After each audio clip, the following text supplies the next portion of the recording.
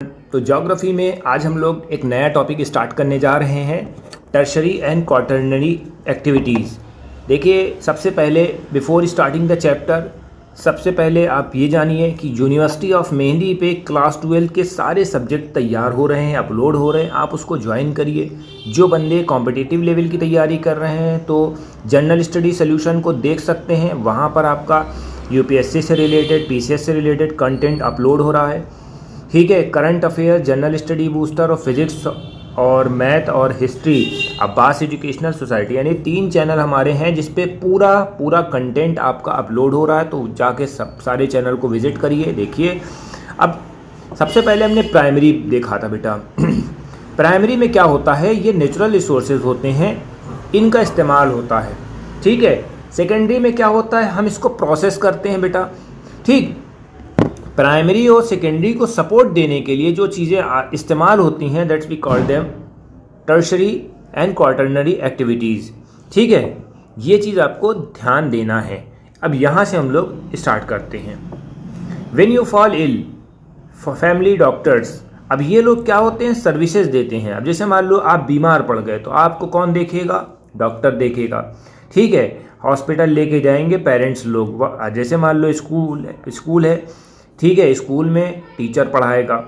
तो इसका मतलब क्या होता बेटा, आप हॉस्पिटल गए, डॉक्टर के पास दिखाया, डॉक्टर ने फ़ीस ले ली, डॉक्टर ने फ़ीस लेके आपको सही कर दिया। स्कूल गए आप, स्कूल में आपने टीचर को पैसे दिए, टीचर ने पढ़ाया और आप आ गए।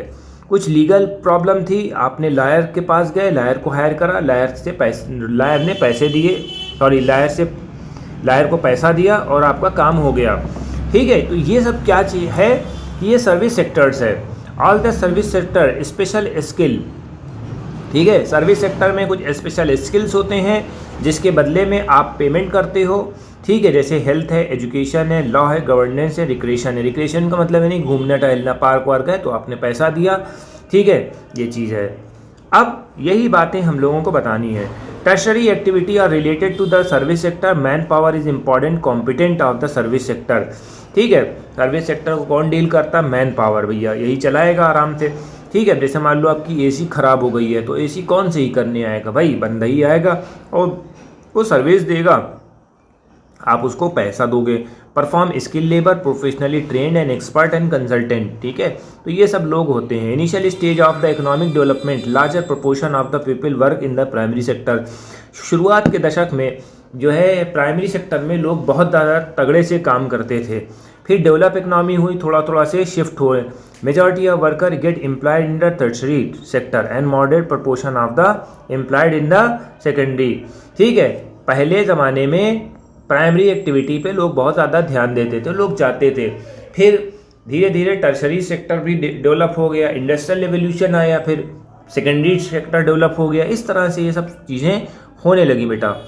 Production involve in the provision of the service are consumed. ठीक है, output directly measure in the term of wages and salary. ठीक है, कोई प्रोडक्शन हुआ, प्रोडक्शन को आपने प्रोड्यूस करा, उसको सोल्ड करा, उसके बदले में आपको पैसा मिला। अब ये जो कम पैसा मिला है, ये जैसे मान लो कि एक्सचेंज है, involve trade, transport, communication facility that are use to overcome distance. ठीक है, टर्शरी सेक्टर इंपॉर्टेंट क्यों हो गया भैया। अब जैसे मान लो कि आपने कोई प्रोडक्ट बनाया, जैसे मान लो ए प्रोडक्ट बनाया, गेहूं बनाया। अब गेहूं को पहुंचाने के लिए क्या चीज़ की ज़रूरत होती भाई, कम्युनिकेशन की ज़रूरत होती है, ये टर्शरी में आ गया। गेहूं को लाने ले जाने के लिए किसकी ज़रूरत होती है, ट्रांसपोर्टेशन की ज़रूरत होती है, ये तुम्हारा ये क्या हो गया, टर्शरी हो गया। गेहूं को एक जगह पे कहीं रखोगे, सेव करोगे, स्टोरेज, ये सर्विस सेक्टर हो गई। ठीक है बेटा, ये चीज़ है। कहीं आपको पैसे रुपए की ज़रूरत पड़ गई तो बैंक देगा, तो ये हमारे सर्विस सेक्टर के अंडर में आते हैं। ठीक है, they are not directly involve the physical raw material. ठीक है, फिजिकली रॉ मटेरियल से नहीं होते, ये सब सर्विस देते हैं। जैसे प्लम्बर है, इलेक्ट्रीशियंस है, ठीक है, लॉन्डरर है, बार्बर है, शॉपकीपर है, ये आपकी सर्विस करते हैं और इसके बदले में रिम्यूनरेशन मिलता है। The difference between the expertise secondary and tertiary activity that are expertise provide the service more heavenly और स्पेशलाइज स्किल। ठीक है, यानी कि सेकेंडरी सेक्टर से ज़्यादा इसमें स्पेशलाइज स्किल्स की ज़रूरत होती है। ठीक है, तो ये चीज़ आपको याद रखनी है, एक्सपीरियंस की, नॉलेज ऑफ द वर्कर की होनी चाहिए। ठीक है, ये चीज़ है। अब आपको बताना है type of tertiary sector. You purchase the book, stationery and trader shop, travel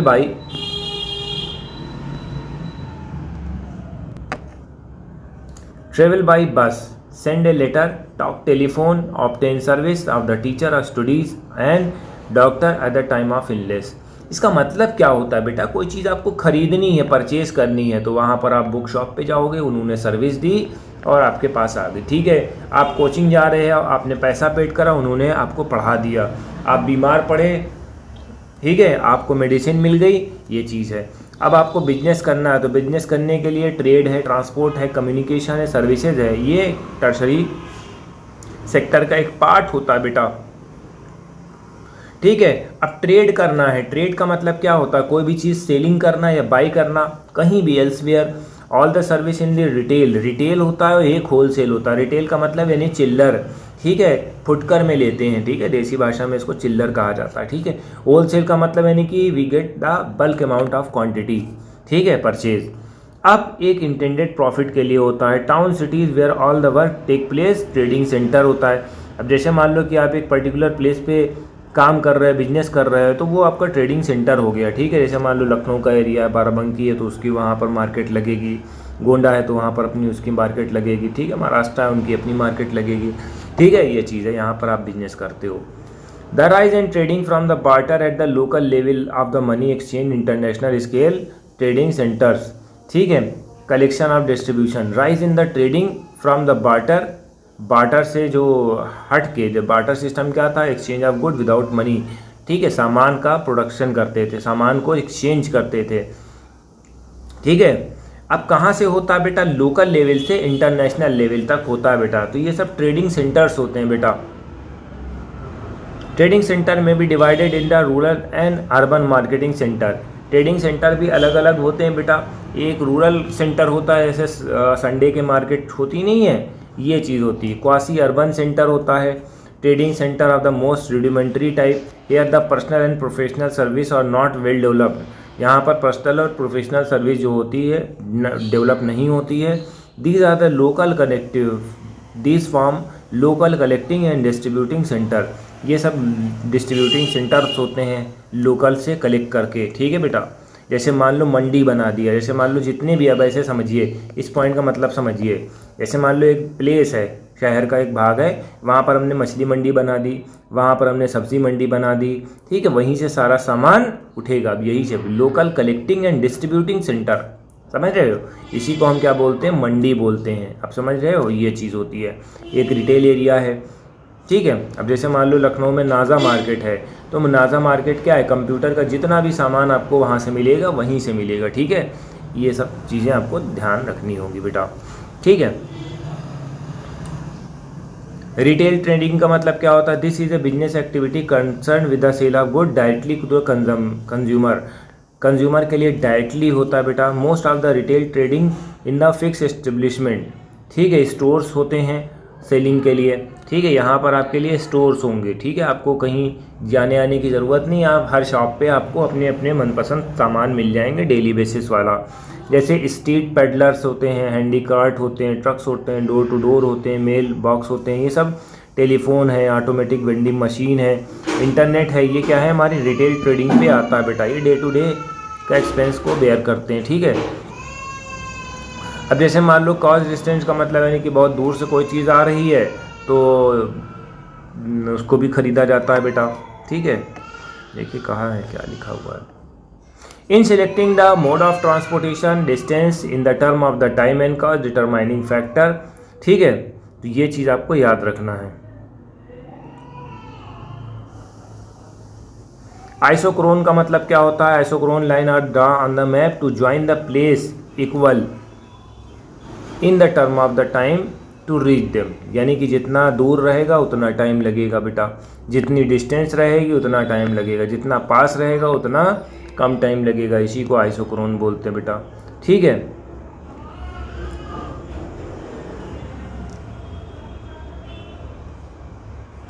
अब देखिए कुछ पॉइंट इन्होंने दिया हुआ है उस स्टोर्स के बारे में। कंज्यूमर कोऑपरेटिव का मतलब क्या होता है, लार्ज स्केल इनोवेशन होता है रिटेलिंग में। डिपार्टमेंटल स्टोर क्या होता है, डिपार्टमेंट बनाए जाते हैं। Purchasing of community and overseeing in the sale of different sections, इसमें डिफरेंट सेक्शंस होते हैं। ऐसे मान लो लेडीज़ डिपार्टमेंट अलग है, चिल्ड्रन का डिपार्टमेंट अलग है, ठीक है, मेंस का डिपार्टमेंट अलग है, जीन्स का डिपार्टमेंट अलग है, राइट बेटा, ये चीज़ होती है। चेन स्टोर का मतलब क्या होता है,